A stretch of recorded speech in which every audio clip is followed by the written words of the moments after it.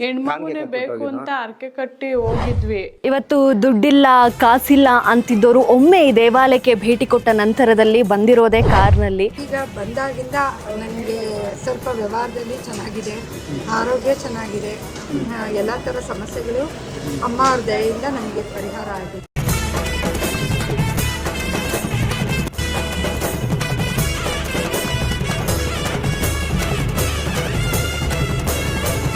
ದಿವ್ಯಾ ಸುರೇಶ್.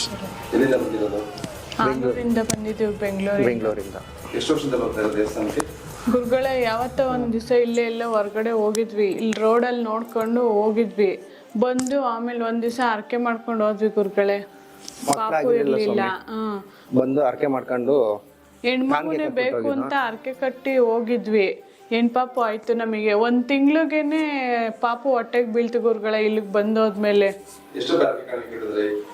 ಗುರುಗಳೇ ಕಾಣಿಕೆ ಕಟ್ಟಿ 14 ರೂಪಾಯಿ ಏನೋ ಕಟ್ಸಿದ್ರು ಗುರುಗಳೇ. ಯಾರೋ ಒಬ್ರು ಇದ್ರು ಅಂಕಲ್, ಅವ್ನ್ ಕೇಳಿ ಕಟ್ಬಿಟ್ಟು ಹೋದ್ವಿ. ಹಾ ಆಯ್ತು ಗುರುಗಳೇ. ಹೌದು ಹೌದು ಹೋಗಿದ್ವಿ, ಎಲ್ಲ ಕಡೆ ತೋರಿಸಿದ್ದು, ಹಾಸ್ಪಿಟ್ಲ್ಗೂ ಹೋಗಿದ್ದು, ಬೇರೆ ಕಡೆನೂ ಹೋಗಿದ್ದು, ಎಲ್ಲೂ ಇದಾಗಿರ್ಲಿಲ್ಲ. ಅದೇ ಗುರುಗಳ ಆಸ್ಪತ್ರೆಗೆ ಹೋದ್ರೆ ಮೆಡಿಸಿನ್ ಕೊಡ್ತಾ ಇದ್ರು, ದೇವಸ್ಥಾನಕ್ಕೆ ಹೋದ್ರೆ ಲೇಟ್ ಆಗುತ್ತೆ ಅಂತ ಹೇಳ್ತಾ ಇದ್ರು. 1 ತಿಂಗ್ಳಿಗೆನೆ ಪಾಪು ನನ್ನ ಹೊಟ್ಟೆಲಿ ಇತ್ತು ಗುರುಗಳೇ. 1 ತಿಂಗ್ಳಿಗೆಲ್ಲ ನಾನು ನೆಕ್ಸ್ಟ್ ಹೋಗಿ ಚೆಕ್ ಮಾಡಿಸಿದಾಗ ಪಾಪು ಗ್ರೋತ್ ಆಗ್ತಾ ಐತೆ ಅಂತ ಹೇಳಿದ್ರು ಆಸ್ಪತ್ರೆಯಲ್ಲಿ. ಮಗು ಆರೋಗ್ಯವಾಗಿದೆ. ಹಾ ಚೆನ್ನಾಗಿದೆ ಗುರುಗಳೇ. ದೇವಿ ಬಗ್ಗೆ ಏನ್ ಇಷ್ಟಪಡ್ತೀರಾ ನೀವು? ಸತ್ಯ ಇದೆ ಆ ತಾಯಿ. ಆಮೇಲೆ ನನ್ನ ಆರೋಗ್ಯ ಸರಿ ಇಲ್ಲ ಅಂದ್ರೂ ನೋಡಿ ಹುಡಿಕೊಂಡ್ ಬಂದಿದ್ದೀನಿ ನಾ ಅಮ್ಮನ್ನ. ಬಂದು ಇಲ್ಲಿ ಅಮ್ಮನ ಹತ್ರ ಆರಕೆ ಮಾಡ್ಕೊಂಡು ಹೋದ್ರೆ ಆಗುತ್ತೆ 100% ಅಂತ ನಾನು ಹೇಳ್ತೀನಿ ಗುರುಗಳೇ. 100% ಆಗೇ ಆಗುತ್ತೆ. ನಾನು ಮನೆ ಕಟ್ಟಾಗೆ ಅಂತ ಮಾಡಿದ್ದೆ, ಮನೆ ಕೆಲಸ ನಿಲ್ಲಿಸ್ಬಿಟ್ಟಿದ್ದೆ.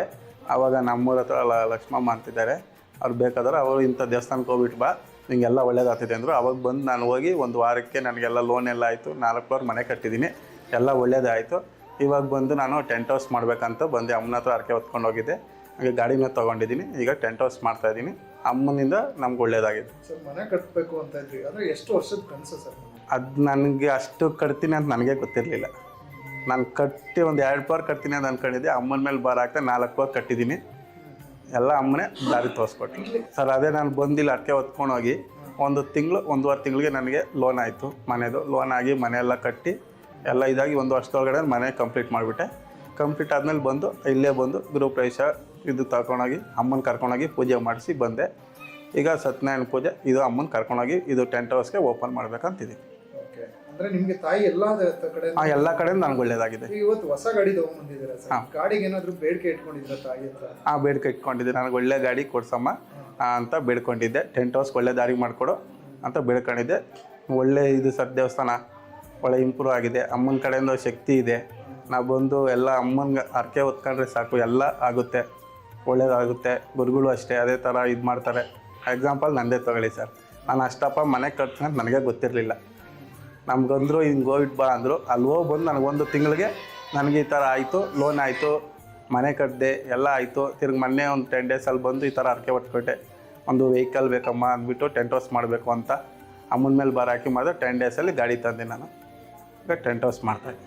ಸೊ ನಾನು ಟೆಂಟ್ ಹೌಸ್ ಮಾಡಬೇಕು ಅಂತ ಭಾಳ ದಿನ ಕನಸು.